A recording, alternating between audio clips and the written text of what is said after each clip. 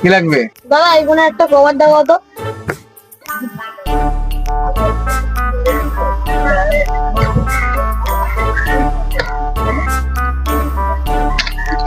নাও। দাদা এর দাম কত?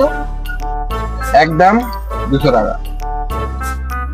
200 টাকা? 200 টাকা হলে হবে না? না দাদা হবে না, 200 দিলে দাও, নাহলে দিতে পারবো না। তাহলে আমি ছেলে হবে। ও দাদা, শোনো শোনো শোনো শোনো।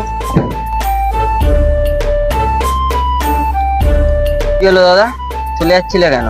এই কভারটা 150 টাকা দিতে বললাম, কিন্তু দিল না।